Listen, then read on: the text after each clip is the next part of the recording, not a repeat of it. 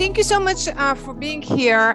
And I'm very excited to be giving this hybrid talk on my new book, The Culture from the Margins, a small socialist state on the global cultural scene, which was just published by Cornell University Press. And I want to tell you that the book is available in open access.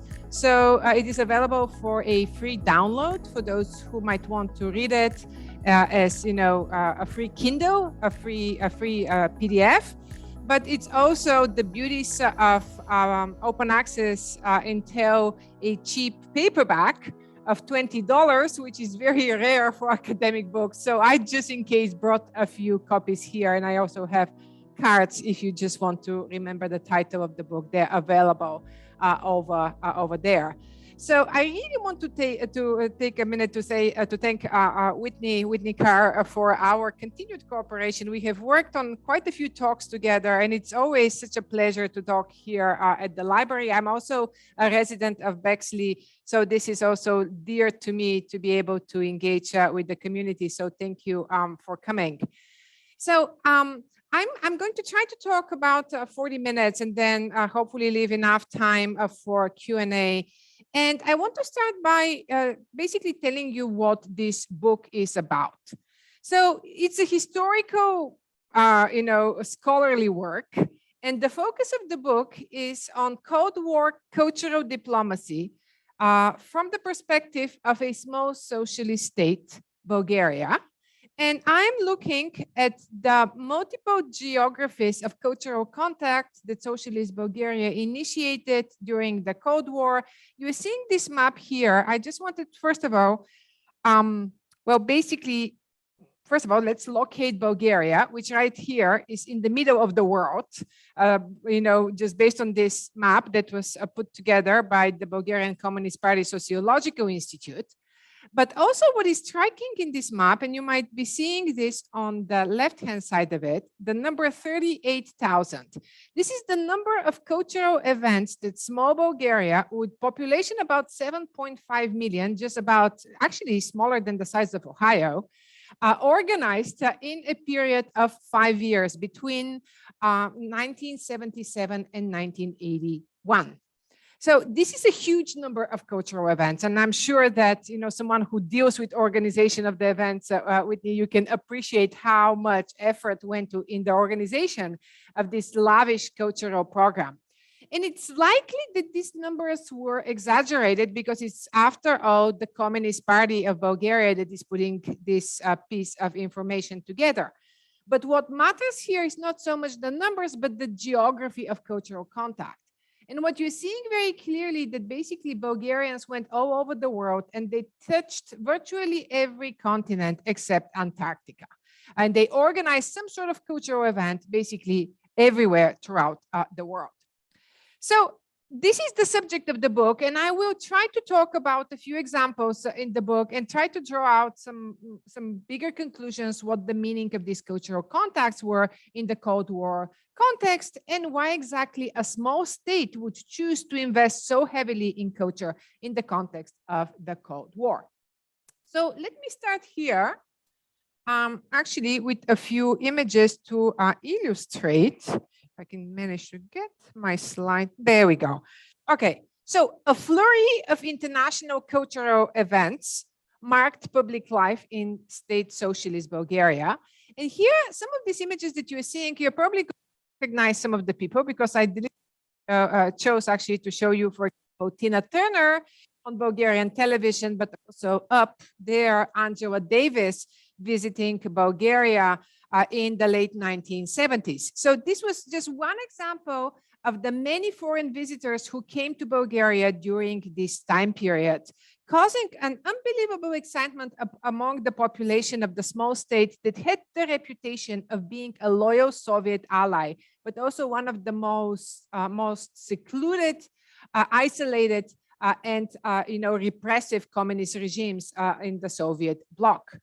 One of the most beloved events that was organized during this time period is depicted in the image on the left, which shows children who came to Bulgaria from throughout the world. In fact, some 68 countries from the world who came to Bulgaria in 1977 on the occasion of the UN International Year of the Child and participated in a huge event, basically advocating for world peace. And by the flags featured here, you can see basically India, Uruguay, Turkey, Tunisia, Tanzania, the Soviet Union, and Syria. So this is just like one sample of the range of these cultural contacts that I'm talking about in the book. Now, at the same time, while Bulgaria welcomed the world, Bulgarians also traversed the globe, sending economic, scientific, technical, educational, and cultural experts throughout the world. And these Bulgarian representatives, again, went to every single continent around the world. They basically helped launch industrial plants and agricultural enterprises. They provided medical and dental care. They constructed homes and public buildings, taught technical and scientific skills to emerging post-colonial elites throughout the Middle East and Africa. And actually, on the image on the bottom right, you're going to see my family, including myself over there on the far left, sitting in my father's lap, because my family was part of this wave. My parents worked and lived in Nigeria in the late 1970s, where my dad was an engineer. He taught at a small technical college, and my mom, as a pediatrician, worked in a small hospital. And I and my brother and myself went to school in Nigeria. But in addition to this, sort of context, what we're also seeing is that during the Cold War, Bulgaria was also engaged in cultural contacts. So Bulgarians went around the world also opening exhibitions, participating in various concerts. For example, the picture on top is from Vienna, and the one from the top is Carnegie Hall where the Bulgarian folk troupe Pirin actually performed famously 30 concerts throughout the United States in the late 1970s. But in addition to these high-profile prestigious events, Bulgarians also often engaged in more small-scale cultural events, such as the one featured on the top right. And this one is actually from Ohio, from the city of New Lexington, Ohio. And I'm going to elaborate in a little bit what exactly were the Bulgarians doing in Ohio as well. Now, I want to basically put my cards on the table here and tell you straight away that the purpose, one of the reasons why I wrote this book is that this was a very personal project to me. So these are images of me as a child. I grew up in a communist Bulgaria as a child of late socialism, of developed socialism.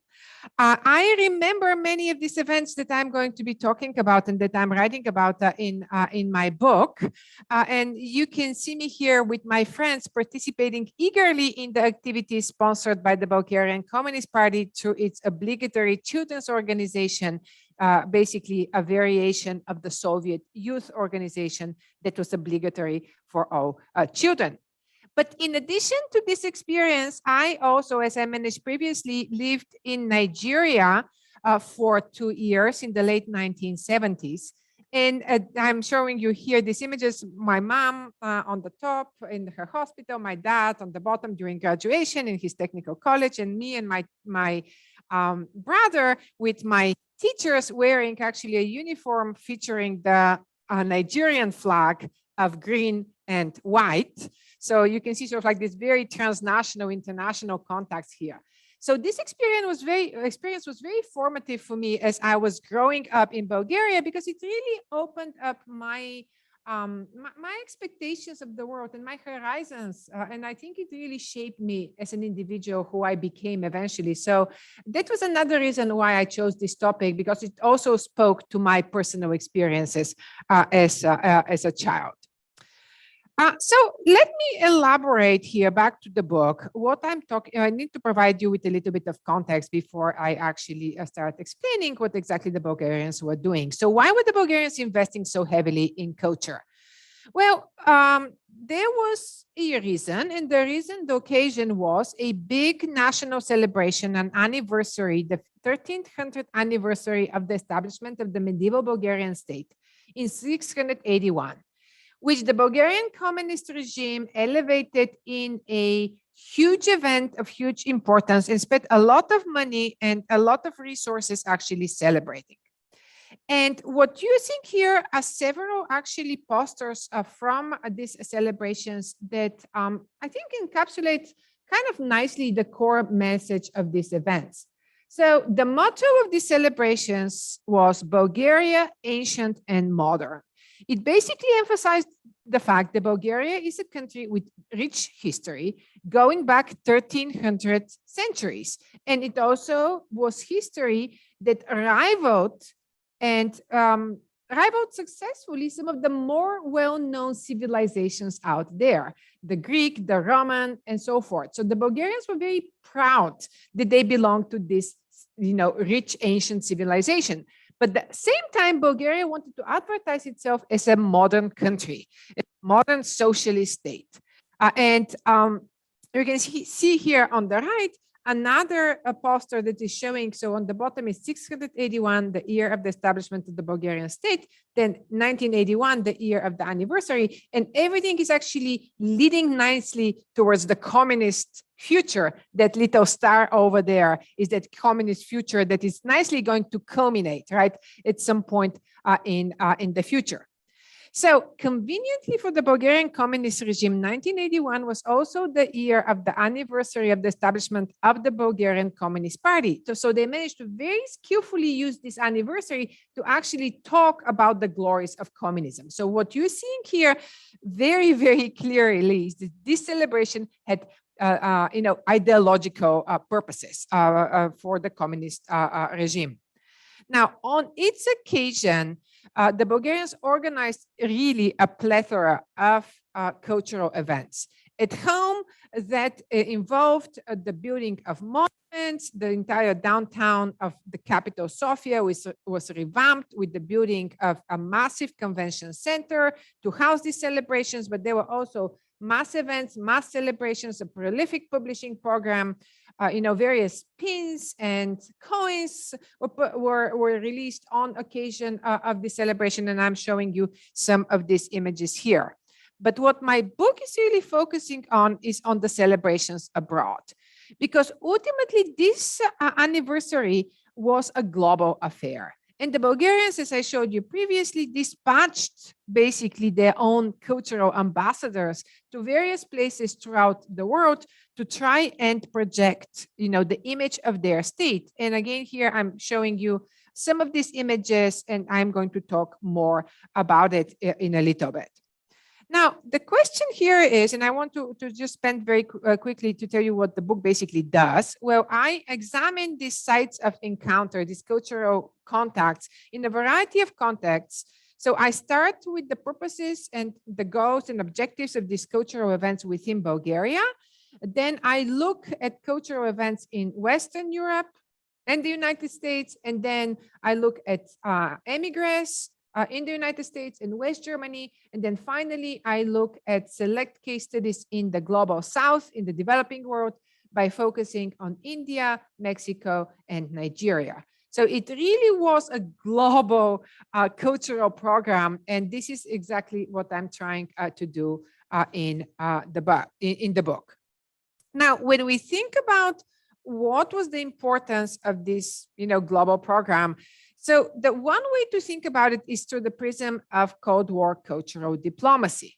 And perhaps this is the best way to think about it, because the Bulgarian International Cultural Program followed the rules of Cold War cultural diplomacy, which served important ideological reasons, for example, for the Soviet Union, ever since Nikita Khrushchev became the General Secretary of the Soviet Union in 1956. He opened up the Soviet Union for foreign influences. He allowed cultural visits of foreign artists to the Soviet Union, but also Soviet performers were traveling throughout the world. And of course, you're all familiar and know quite well the story of the US, jazz ambassadors and, Cold War, cultural exhibitions and the kitchen debate and competitions between, the Soviet Union and the United States, who is going to excel on the global cultural scene.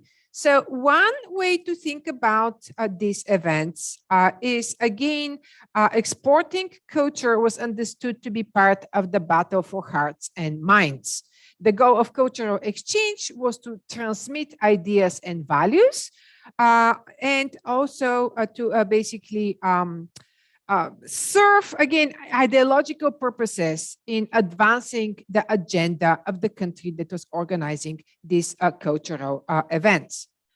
Now, another thing that we should consider here is the context, the wider context of the Cold War. So I'm talking about events that occurred mainly in the 1970s, early 1980s.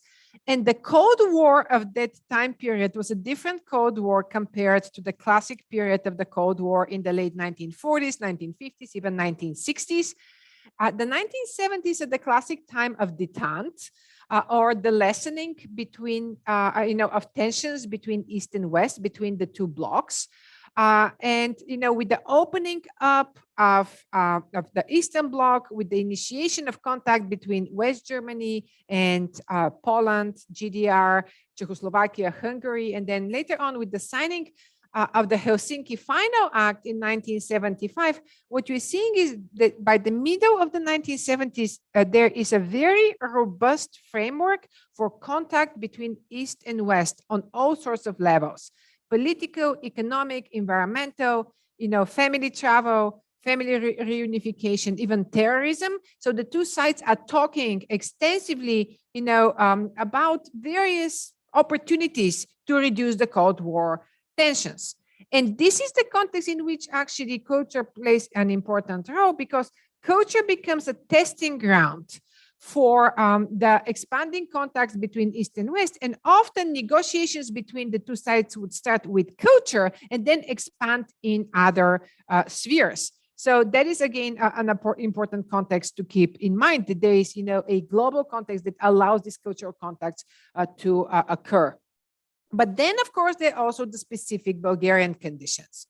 By the 1970s, and I'm going to talk very briefly here because that's not necessarily what we need to be focusing on, just a little introduction. So the Bulgarian communist dictator pictured on the right, Theodora Zivkova. He was firmly in power in the 1970s. He did not face many internal challenges, unlike some of his other fellow communist leaders in other countries in the Soviet bloc. So, for example, Bulgaria did not experience events such as the Hungarian Revolution or the Prague Spring. So the Bulgarian communist dictator, Zhivkov, was most secure in his political position, and that allowed him to invest in other spheres. And culture emerged as one of the spheres that he was personally interested in investing.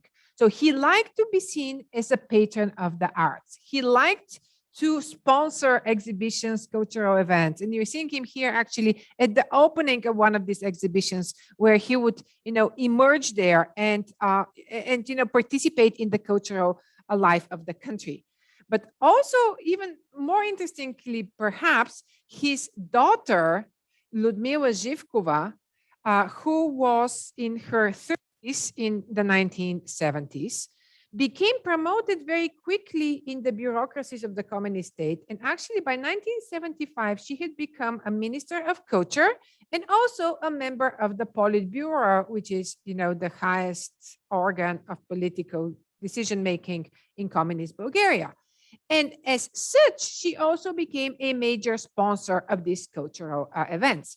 And you're seeing her here on the left, basically in this row of a major sponsor of culture. So she cultivated her own circle of loyal intellectuals and dispensed money, favors, publication, and performance opportunities to intellectuals that were loyal to her and her father.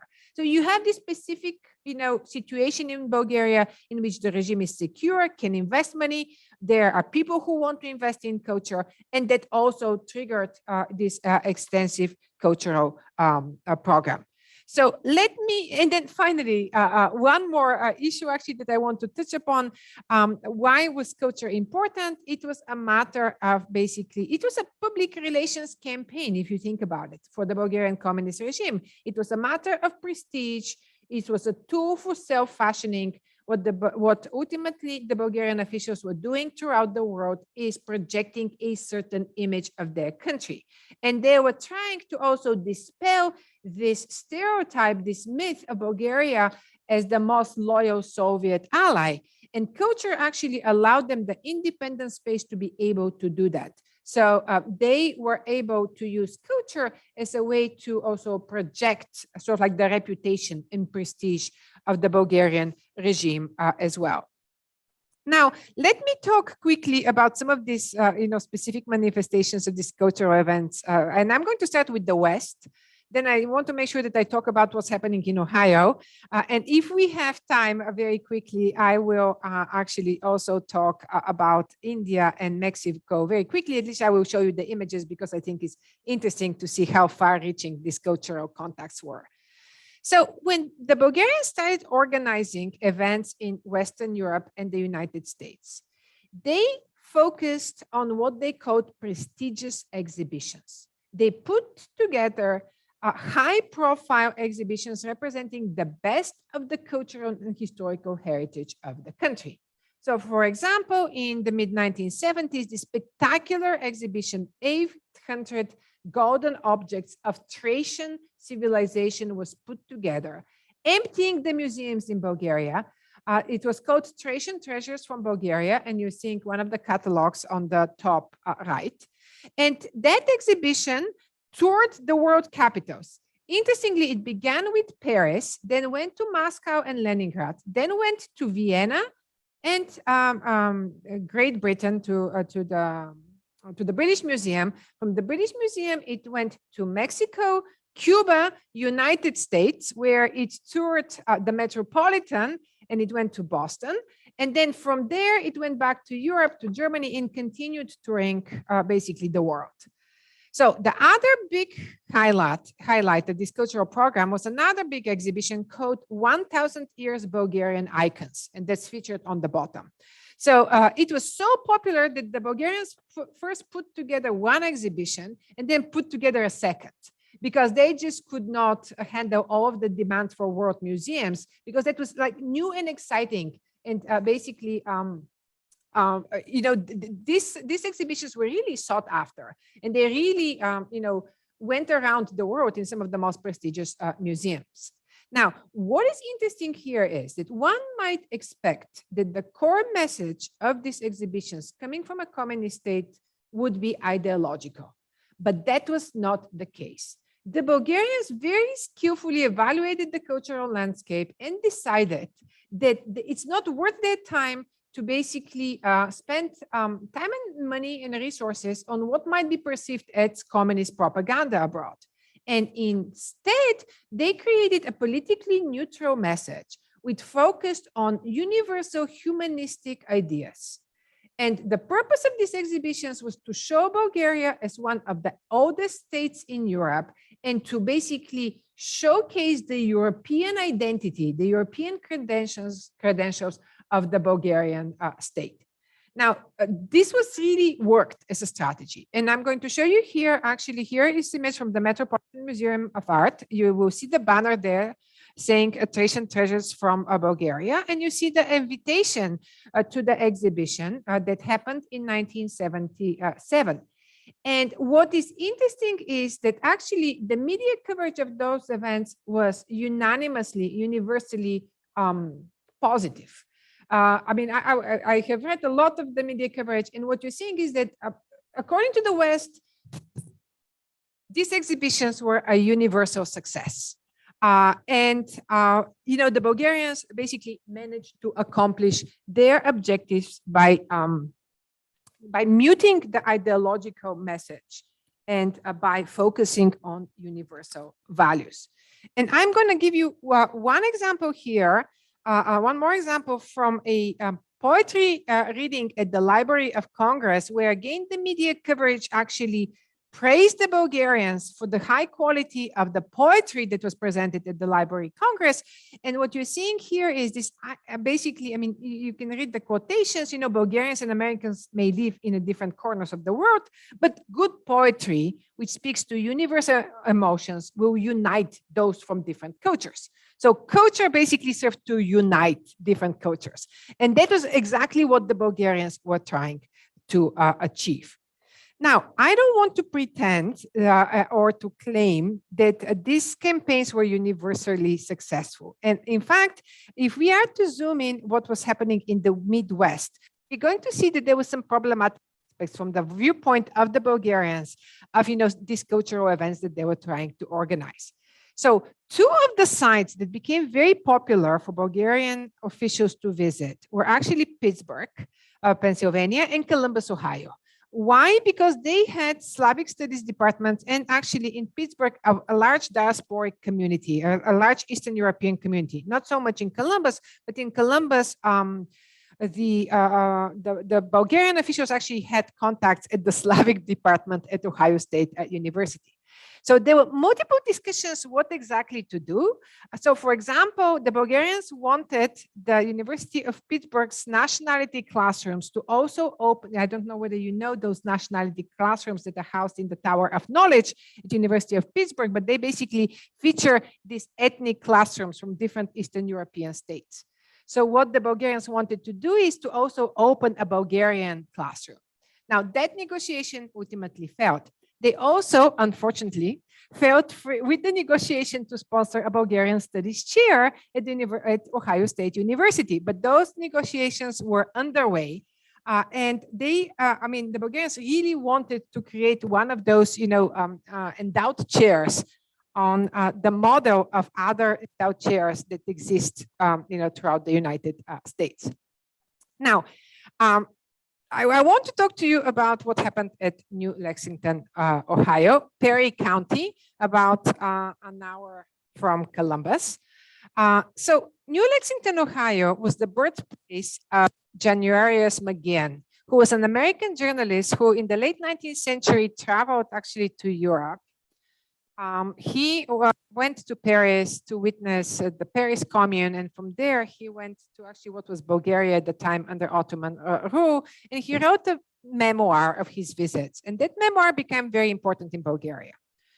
So in the late 1970s, Bulgarian officials started visiting New Lexington because they wanted to record a film to celebrate McGinn.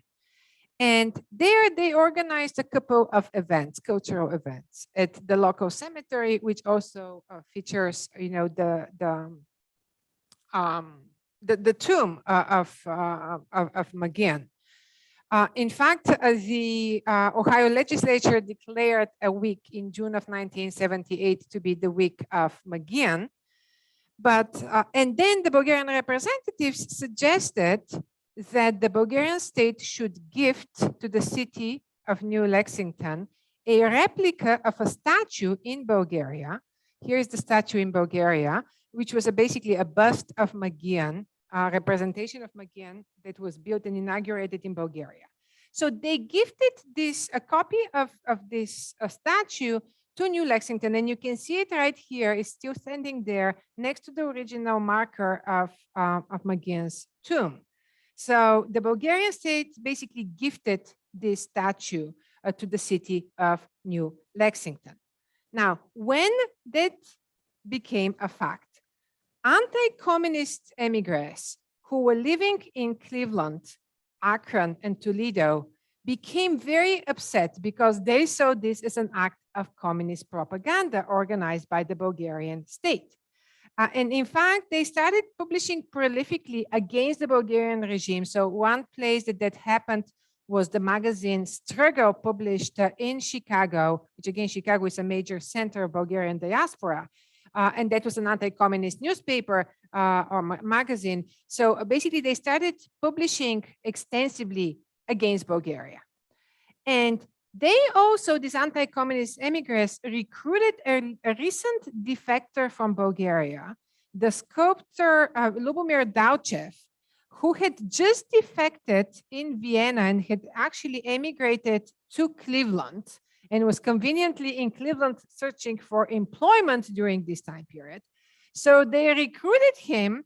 He actually did an exhibition in Akron, and then after that, he made this new statue of Magian, which was commissioned by anti-communist emigres. And this new statue is currently sitting across from the City Hall in New Lexington.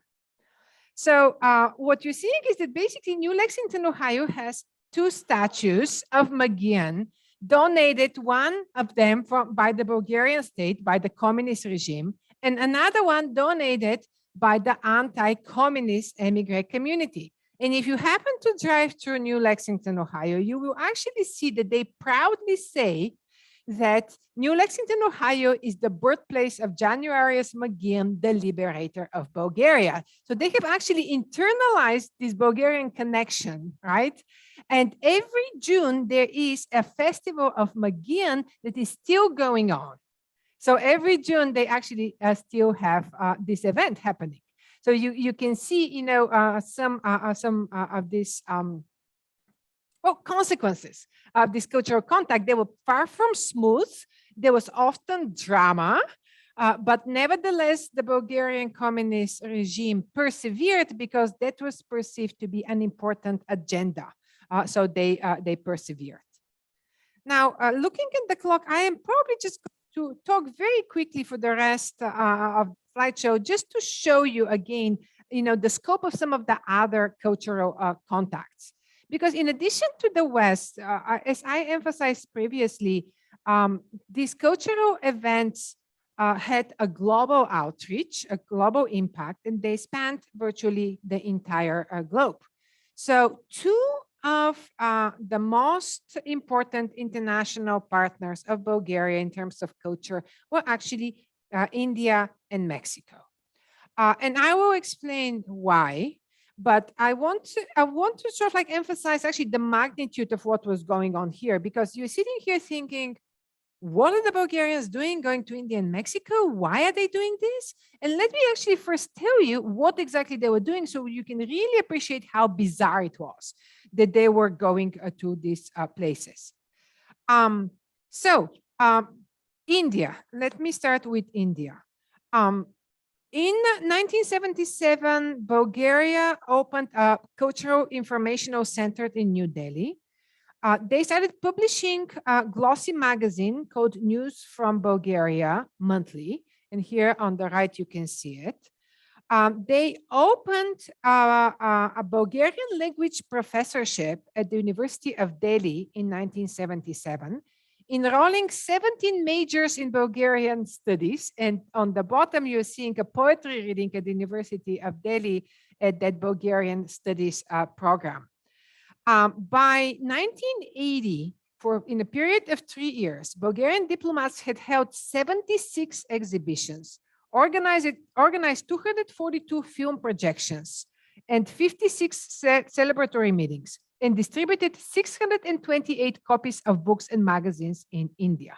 Now, I want you to imagine that this is all sponsored by the state, paid off by the communist regime. They are making the choice to actually invest money in these events.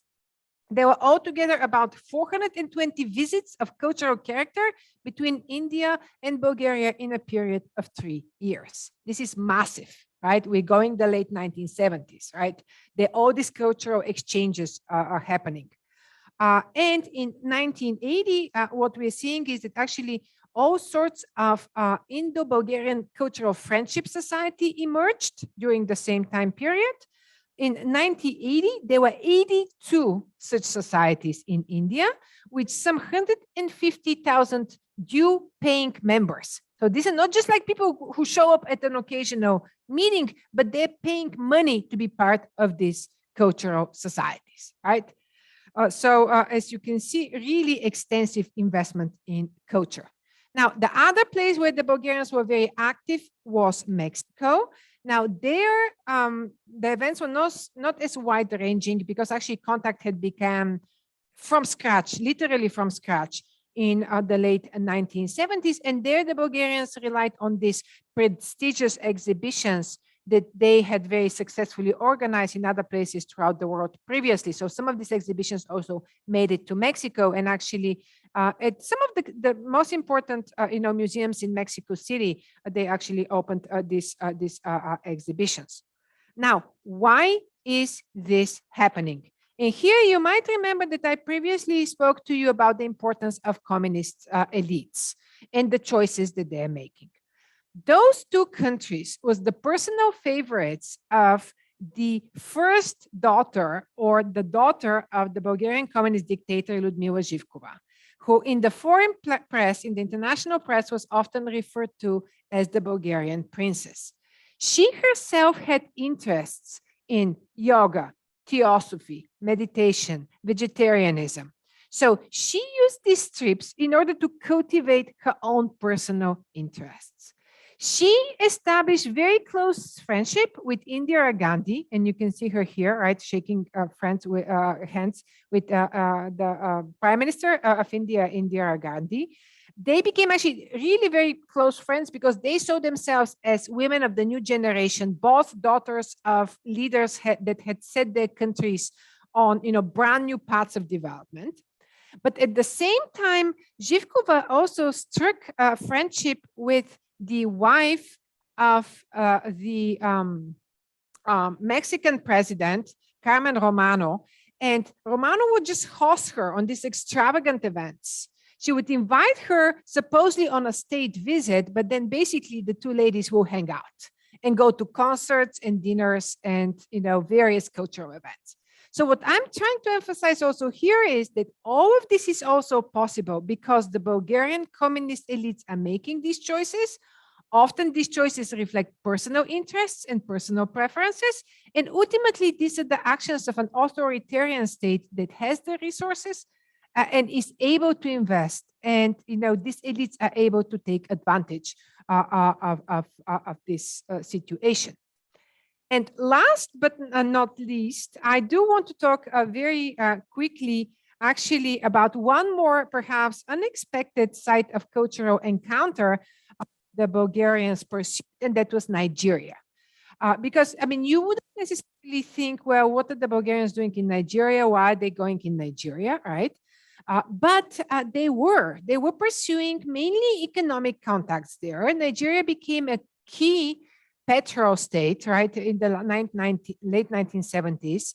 But also Nigeria was pursuing contacts outside of its own, traditional British networks. So Nigeria was itself reaching out to the Soviet Union and to the smaller Eastern European states. In fact, the Bulgarians had provided military help during the civil war between Biafra, the Biafra state, and Nigeria in the early 1970s.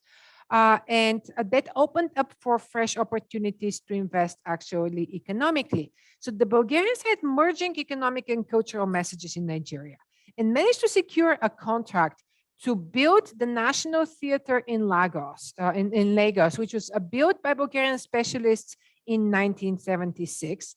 And this building, which is monumental, it's really huge, it was actually built on the model of a Bulgarian building, which Bulgarian specialists then, sort of like exported the model to the Nigerian conditions.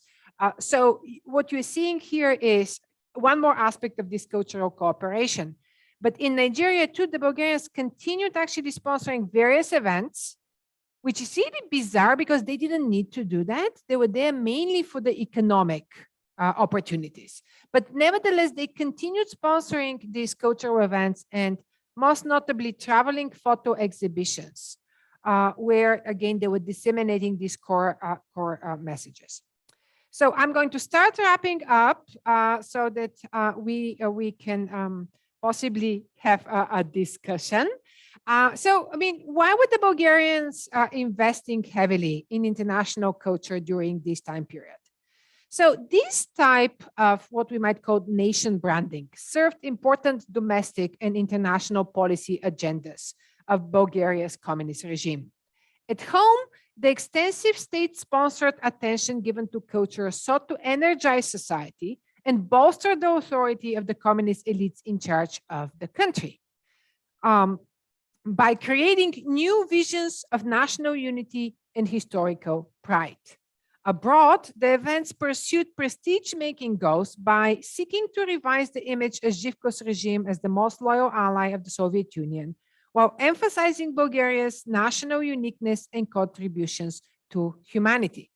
But soft power aspirations also contributed to hard power goals, as cultural outreach facilitated a series of new political, economic, and cultural partnerships across the globe.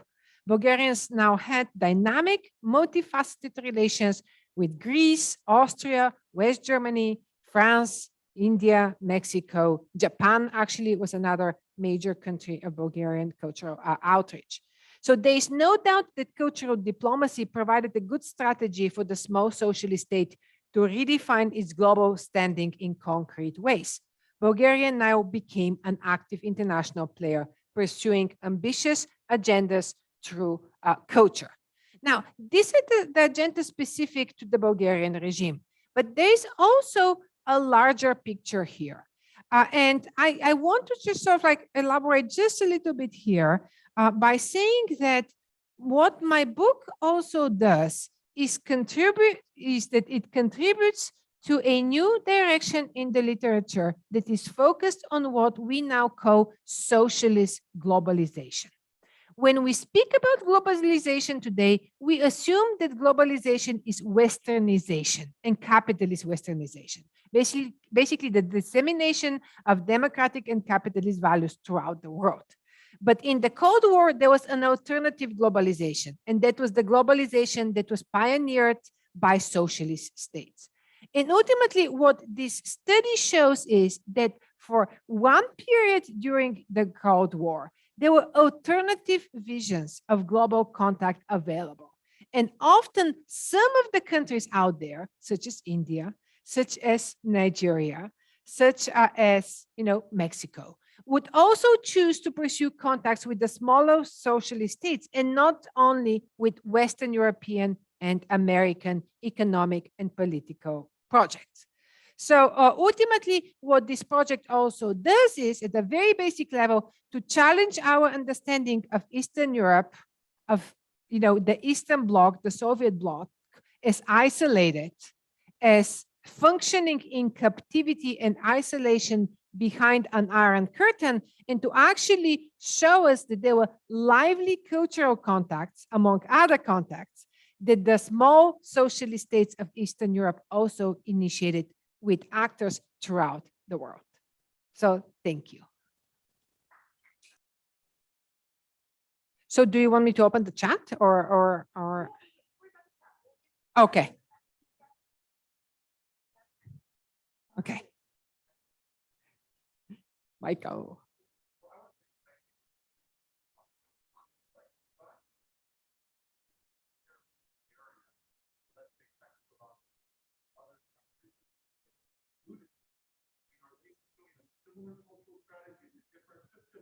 Yeah. So the rest of the socialist countries were also pursuing, the opening to the West or to the world.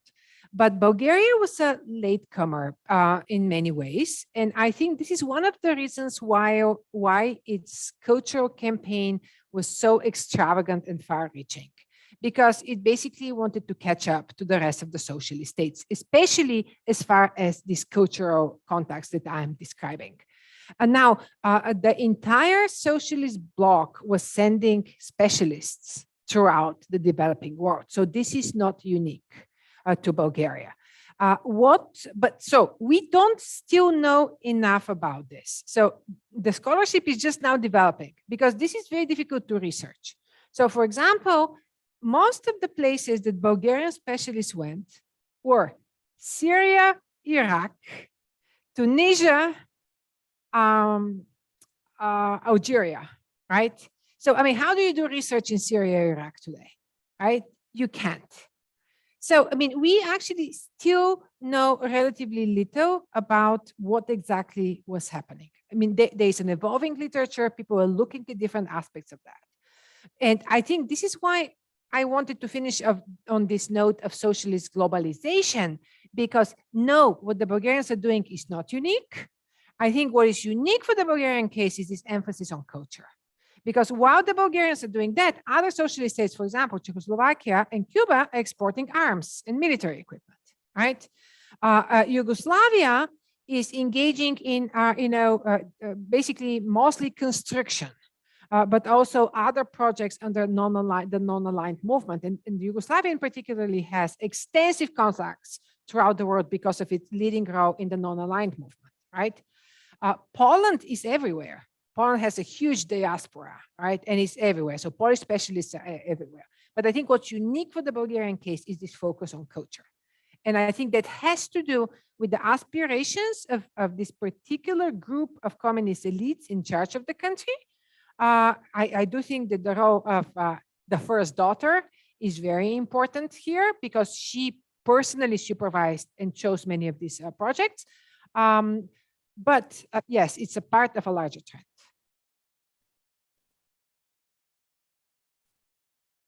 Yeah. And I can also go right here. Oh, I see. Where are we? Aha.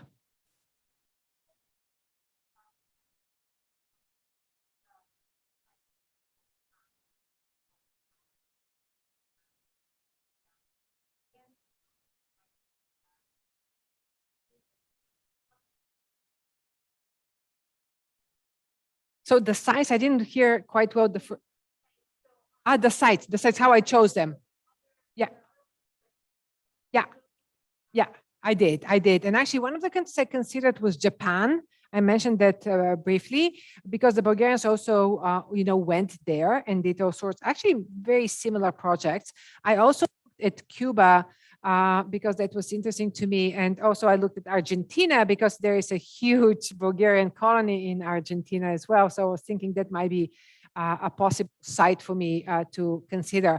But I ultimately wanted to have one country from different continents. I mean, that was how I approached it. I set out on Nigeria. I had personal, connection to Nigeria. I just wanted to learn more about Nigeria.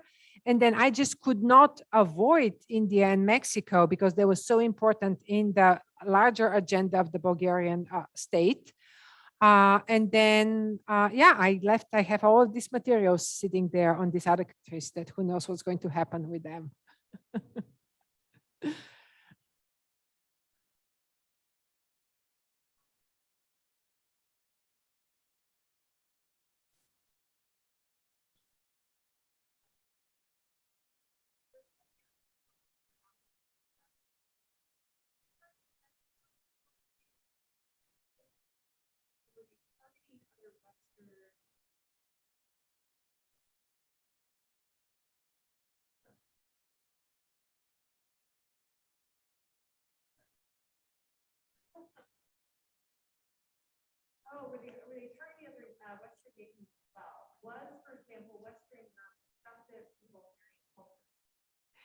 So yes, Western Europe was receptive to Bulgarian culture. And the Bulgarians tried to use different strategies when they organized the events in Western Europe versus the United States. But the programs were more or less, the same. I think that just the people they were talking to were different. I'm not sure how exactly, so when Bulgaria spoke about the West, in addition to North America, because they also did extensive work in Canada. So Canada, United States, they also actually, they considered Australia to be part of the West because it was capitalist, right? And then, Western Europe, actually, they had contacts with 16 different countries in Western Europe, which is most of these countries. So they had those extensive contacts, and they were very much aware that there are different dynamics in each country. So they were very attentive of those dynamics. If I'm understanding the question correctly, right? I mean, so there's both a universal agenda, but also these like specific things that they did in the various countries. So one example I can give is in Great Britain, after Margaret Thatcher came to power, that became a major source of tension between Bulgaria and the United Kingdom because of the position of the conservatives on Eastern Europe. They actually wanted to scale down detente. They didn't think that detente was benefiting the West, that only the Soviets and the Eastern European allies were benefiting from detente. So actually, the British refused to take more Bulgarian cultural events. The Bulgarians were pushing them to open up for official visits, but they refused to do that. And then the Bulgarians started actually negotiating with private individuals and private foundations to be able to do that. What's interesting with the UK that they paid heftily, huge money to a major British publisher to publish the memoirs of Theodora Zivkova in English. But at the same time, for example, Bulgaria has, they approached Henry Moore, the sculptor, and Bulgaria has a huge collection of Henry Moore, who donated a number of sculptures to the Bulgarian state. I was reminded of that when we visited Kenyon just, several weeks ago, and I saw the Henry Moore in the middle of the Kenyon campus, and like, what is this doing here? Bulgaria also has those sorts of sculptures, and that's that legacy. So, I mean, really, you see this very sustained attempt to overcome all limitations through a variety of initiatives. Elizabeth.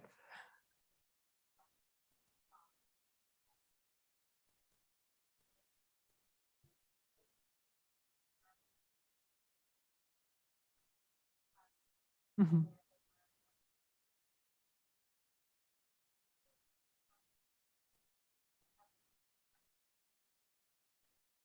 Mm-hmm.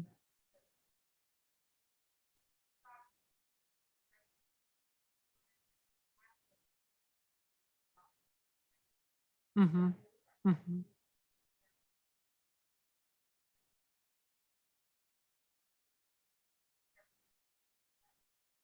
Mm-hmm. Mm-hmm. Mm-hmm. Mm-hmm. Mm-hmm. Mm-hmm. Mm-hmm. Mm-hmm. Mm-hmm. Yeah. Yeah. Yeah. Yeah. Yeah.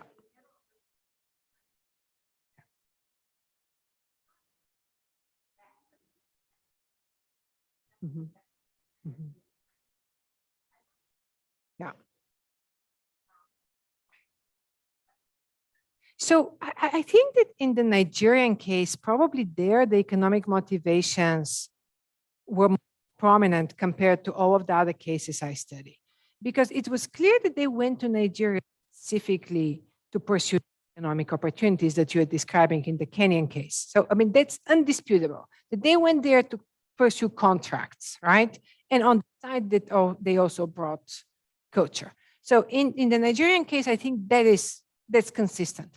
But you're absolutely right that in the other case studies, the focus is on reputation, prestige. It is basically a PR campaign.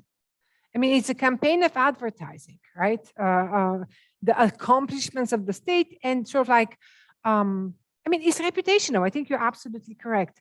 And I think that, this is a good reminder for us that actually reputations matter. And, there are reasons why, we pay money to advertising agencies up until today. Now, it's interesting for us to think about. So what are the Bulgarians doing? Are they exporting culture? Are they doing propaganda? And I would say it's both, because there is this slippery line between culture and propaganda. Something that is meant to have, an ideological message, something that is meant to function as propaganda, ultimately is also culture, right? So you really see this overlap between, objectives and messages, really. Because, I mean, they had these cultural events, but they were pursuing propaganda or reputational purposes. Thank you for the comment.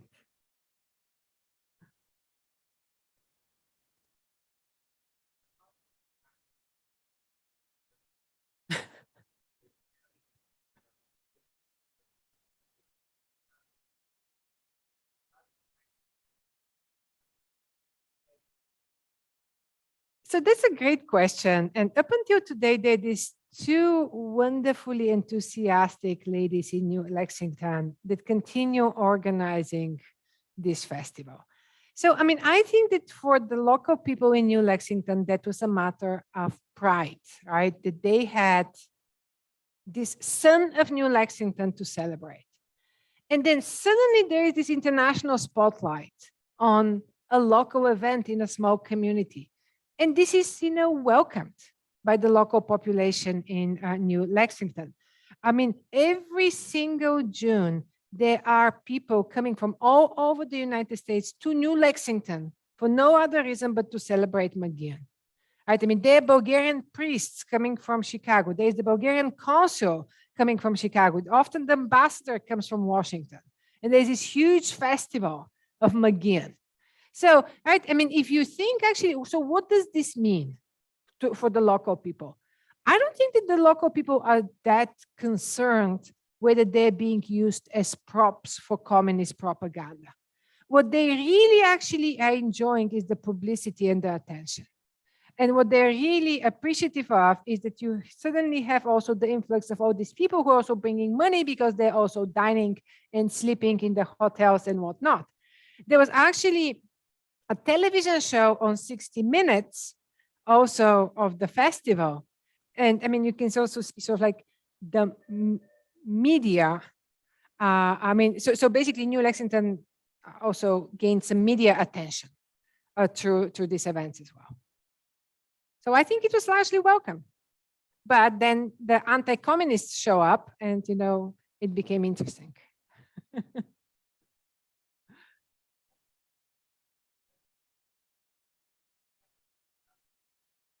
Yes, exactly.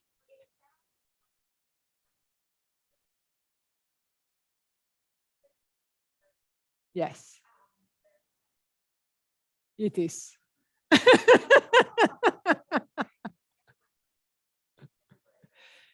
So he wrote an important book because he was present at the negotiations that basically led to the reconstitution of Bulgaria as an independent state.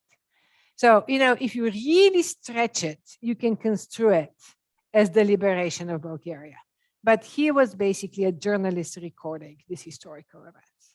So he did not personally fight in the war of Bulgarian liberation. So here, I think it's interesting. There is an extensive collection in the New Lexington Public Library, by the way. Yes, and they have the Januarius Magian collection there. They are collecting everything. I think that is a potentially fascinating project. I should ask one of my students to look into it. What exactly happened? And why did they call him the liberator of Bulgaria? Oh, yes. Yeah. Yes, I have been to the festival. It's lovely. The Knights of Columbus go there. And, they do this little thing. Yeah. The global reach of small Bulgaria in New Lexington, Ohio, of all places. Yeah.